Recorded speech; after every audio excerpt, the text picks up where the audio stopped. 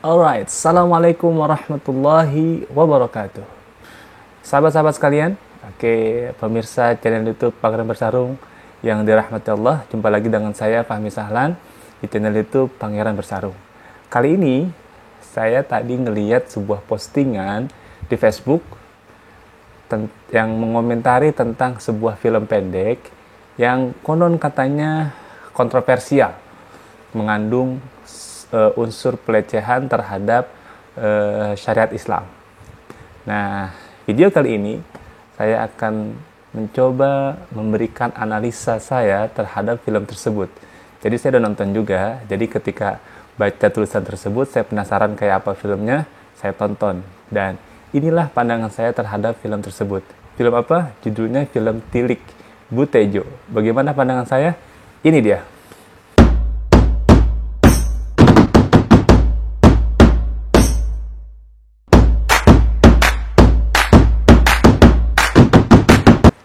Ya, jadi tadi tuh lagi iseng-iseng buka Facebook, kemudian di timeline tuh ada share dari kawan berkaitan dengan komentar seseorang terhadap film yang judulnya Tilik.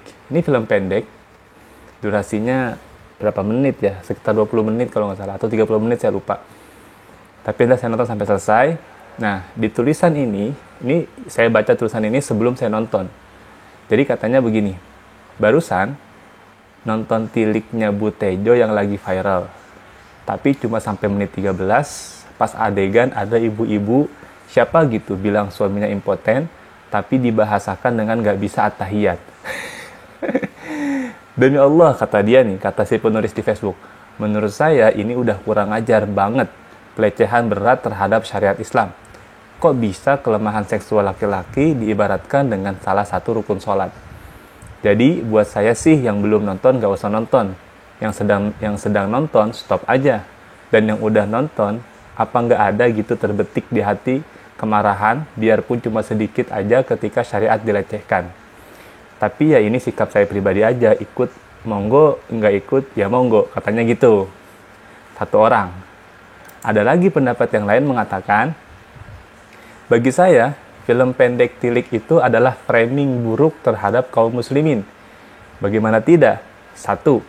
Mengesankan bahwa ibu-ibu muslimah itu tukang gosip, karena semuanya digambarkan berjilbab. Walaupun memang penduduk Indonesia itu 80% di kolom agama pada EKTP-nya tertulis Islam, panjang banget ya. Mengapa harus visualisasinya begitu? 2. Dalam salah satu dialog, ada ibu-ibu yang mengatakan bahwa suaminya tak bisa ereksi dengan menyebut tak bisa at-tahiyat. Ini walaupun mungkin lumrah di kalangan ibu-ibu, tanpa ada maksud pelecehan terhadap agama, akan tetapi tetap saja adalah tidak pantas kalau diangkat jadi dialog dalam sebuah film. So, be careful ya guys, Ghazul Fikri itu halus. Oke, ini dia komentar saya tentang film itu. Pertama, saya percaya bahwa setiap karya itu punya sisi positif dan punya kekurangan yang jadi nilai negatif. Nggak ada yang sempurna. Mungkin film ini sudah dirancang atau disusun untuk menyampaikan pesan tertentu. Ya, mungkin ada kekurangan yang luput dari perhatian si pembuat film, kemudian jadi bahan koreksian dari komentator atau dari netizen atau dari penonton. Nggak masalah, ini sebuah hal yang biasa dalam sebuah karya. Nah, ketika saya nonton film tersebut, saya coba mengikuti alurnya. Karena buat saya nggak fair kalau saya langsung terima tulisan seperti ini tanpa saya bisa melihat filmnya dengan detail dulu gitu. Secara utuh gitu. Dan film ini saya yakin bahwa setiap sutradara atau setiap pembuat film pasti ingin menyampaikan pesan tertentu. Ada pesan yang ingin disampaikan oleh si pembuat film. Nah, cuma memang menurut saya pesan yang ingin disampaikan itu kayak alurnya tuh kurang kuat gitu. Sehingga si penonton ini bukan menangkap pesan yang ingin dilempar, justru malah menangkap hal lain yang di luar daripada niatan dari si pembuat film. Jadi kayak gue pengen lempar lu A gitu, tapi lu nangkepnya gitu, jauh banget kan A ke E. Nah kayak gitu ya, mungkin ini satu kekurangan di film ini. Tapi yang jelas pertama, berkaitan dengan film tersebut, di mana di film itu ada sekelompok ibu-ibu, seluruhnya berjilbab, mereka ingin berangkat dari desa menuju ke kota, pengen ke rumah sakit untuk menjenguk ibu lurah, ya. Nah, di dalam kerumunan ibu-ibu itu semuanya berjilbab. Semuanya berjilbab yang diasumsikan mereka ini kayaknya adalah kelompok ibu-ibu muslimah, kayaknya sih aktif ngaji gitu. Kayak ibu-ibu pengajian gitu. Nah, di tengah perjalanan mereka tuh sambil menikmati pemandangan, mereka tuh sambil ngegosip gitu. Tapi di film itu dari mungkin belasan atau puluhan yang ada di frame itu, yang ngegosip nggak semua. Yang ngegosip itu cuma 2 atau 3 orang atau 4 orang. Itu pun biangnya cuma 1. Jadi biang gosipnya nih kompornya cuma 1, sisanya cuma iya bener, bener kata bu ini gitu. Cuma kayak iya doang gitu. Nah, bahkan di situ ada yang nggak setuju dengan penggosipan itu gitu. Namanya Yu Ning kalau nggak salah ya. Jadi ada satu ibu-ibu yang tidak suka dengan penggosipan tersebut. Yang walaupun nanti belakangan di apa ya namanya, ditembak sama si tukang gosipnya, kamu tuh belain dia karena kamu punya hubungan saudara kan sama dia, makanya kamu tuh belain dia. Gitu. Pertama yang saya tangkep pesan dalam perjalanan ini, pertama begini, si biang gosip ini, pertama ini adalah situasi yang sering muncul di wilayah kita, di mana ada segerombolan ibu-ibu, yang kemudian ya mereka suka bicara, akhirnya ngomongin orang. Tapi di frame itu sekali lagi yang ngomongin nggak semua, cuma ada orang-orang tertentu. Dan menurut saya ini bukan framing ya, ini memang faktanya seperti itu. Toh di film itu nggak semuanya ngomongin, nggak semuanya ngegosip. Cuma ada satu kompor dan beberapa orang yang mengamini omongan dia. Kemudian ada juga yang membela bahwa ini ngomongin orang, ini fitnah dan lain sebagainya. Itu yang pertama. Yang kedua, pesan yang mau disampaikan oleh si pembuat film ini adalah si biang gosip ini yang namanya Bu Tejo, dia ini mendapatkan informasi tentang orang yang digosipin, namanya Mbak Dian, dari sumbernya adalah internet. Nah, yang mau disampaikan adalah bahwa sumber internet yang dicari oleh Bu Tejo ini tidak seluruhnya benar. Walaupun nanti di ending cerita ada satu yang benar, yaitu si Bu Tejo cerita bahwa si Dian ini perempuan, gadis yang jalan sama bapak-bapak tua, yang harusnya ini tuh cocok jadi bapaknya, tapi malah digandeng jadi kayak pacarnya gitu. Nah, gunjingan itu di ending dibuktikan benar. Tapi dari sekian banyak gunjingan, dari sekian banyak gosip, tidak ada yang terbukti. Pesan yang mau disampaikan adalah sumber Bu Tejo dari internet. Internet ini tidak sumber yang mutlak benar. Banyakkan salahnya, banyakkan hoax-nya. Nah, mungkin si pembuat film pengen ngomong begitu. Dibuktikan dengan ada si Yu Ning ini yang mencoba meluruskan, belum tentu bener kok, iya kalau bener, kalau enggak gimana, gitu-gitu terus. Nah, jadi kayak pesannya itu pengen menyampaikan, kita nih, kalau terima informasi dari internet, itu kebanyakan hoax, yang bener tuh cuma beberapa gitu, dan itu pun perlu cross-check lebih dalam lagi. Itu pesannya, Jadi dia menggambarkan situasi itu gitu, situasi bahwa kita nih sekarang banyak nerima informasi dari internet yang banyakan nggak benernya gitu. Ada sih benernya, tapi perlu cross-check lebih dalam lagi. Itu pesan yang mau disampaikan dari film itu. Jadi kalau dikatakan ini framing buruk bahwa ibu-ibu muslimah itu suka ngegosip, saya nggak ngeliat itu. Kenapa? Karena di truk itu orangnya banyak, yang ngegosip cuma beberapa orang aja, oknum lah gitu bahasanya. Dan itu realita kita seperti itu. Memang selalu di mana perkumpulan orang baik, pasti 1, 2, 3 ada yang nyeleneh, ada yang ngeselin. Dan itu wajar. Nah, tentang ibu-ibu, ini yang poin yang ketiga, tentang ibu-ibu yang tadi menganalogikan ereksi dengan, nggak bisa ereksi dengan tidak bisa atahiyat. Gimana ya?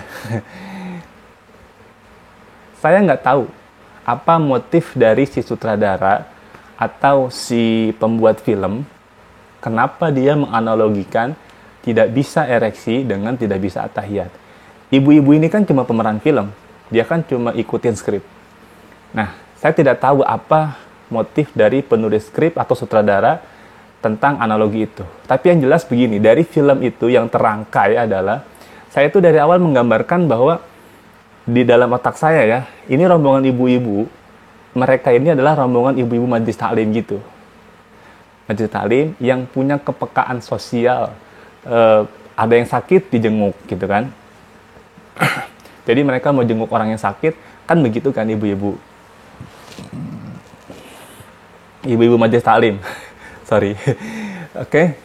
Nah, di tengah perjalanan kan mereka mampir ke musola untuk buang air kecil.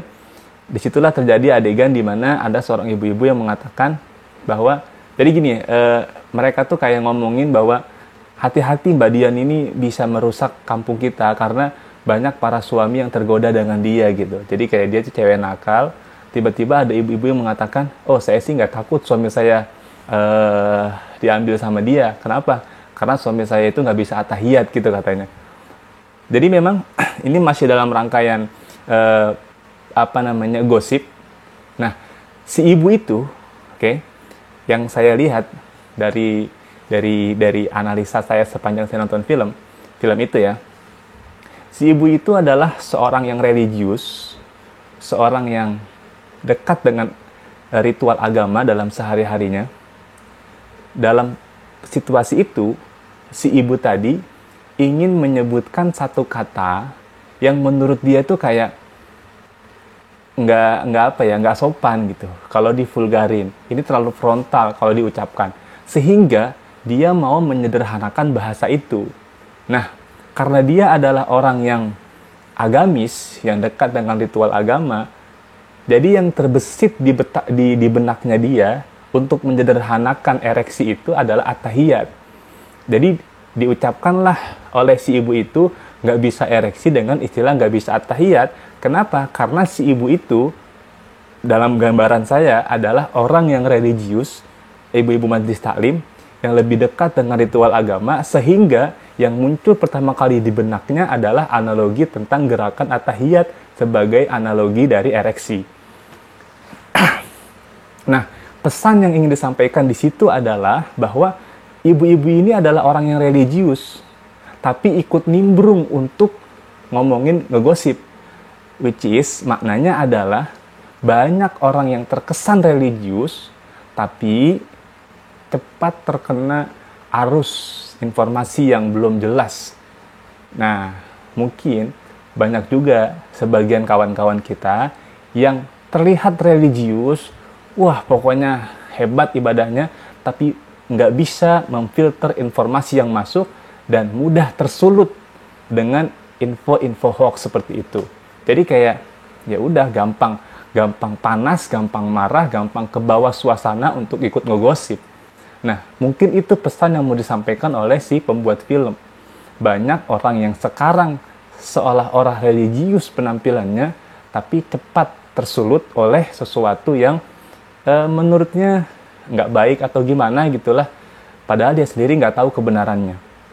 Itulah kenapa saya buat video ini, karena di tulisan yang tadi saya baca di Facebook, dia hanya mengatakan, saya tonton sampai menit ke-13, setelah itu saya selesaikan. Menilai sebuah film, kalau pengen dapat pesan utuh, ya tonton dulu sampai selesai. Jangan setengah lalu diputus, lalu dia memvonis nilainya jelek, kemudian ada hal yang nggak baik. Menurut saya itu kurang fair. Saya pun nggak suka kalau misalnya ada orang menilai karya saya misalnya, padahal dia nggak nonton seutuhnya, dia cuma potongan aja. Antum sendiri gimana?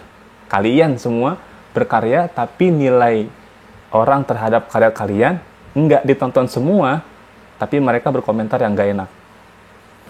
Sama kan? Nah, jadi saya mencoba memposisikan diri sebagai orang yang berdiri tidak pada pandangan negatif, tidak juga pada pandangan positif. Jadi saya mau netral aja. Nah, saya percaya bahwa sebuah karya itu punya nilai plus dan punya nilai negatif, punya nilai negatif ya, plus dan minus ya. Jadi mungkin seharusnya memang si sutradara ini bisa lebih memberikan warning. Jadi kayak dia tuh pengen menyampaikan pesan tentang hoax, tapi alurnya ini kayak kurang kuat terhadap pesannya gitu, sehingga orang tuh nggak nangkep pesannya, justru malah nangkep yang lain yang bukan dari pesan itu gitu. Karena memang ramuannya ini kurang kuat. Dalam arti kurang kuat itu, orang tuh bukan ke bawah untuk fokus ke pesannya, tapi malah fokus kepada sesuatu yang di luar pesan itu, sehingga muncullah penilaian negatif seperti ini gitu. Itu mungkin reaction lah sedikit dari saya tentang film Tilik. Ala kulli hal, saya tidak ingin mengatakan bahwa ini pelecehan terhadap syariat, tapi bahwa memang film ini punya kekurangan di sisi itu. Tapi saya sih husnuzon bahwa dia punya niat baik untuk menyampaikan pesan moral tentang hoax, tapi mungkin ada sesuatu yang luput dari perhatian sehingga dinilai orang sebagai sebuah kekurangan. Mudah-mudahan kita semua bisa menjadi manusia yang lebih baik lagi, kita bisa berdakwah dengan baik. Kurang-kurang dikit, ya monggo dicari aja siapa sutradaranya, klarifikasi. Ya, demikian dari saya, Fahmi Sahlan, dalam channel Pengen Bertarung. Kurang lebihnya mohon maaf. Wassallallahu ala sayyidina Muhammadin wa ala alihi wasallam. Alhamdulillahirabbil alamin. Assalamualaikum warahmatullahi wabarakatuh.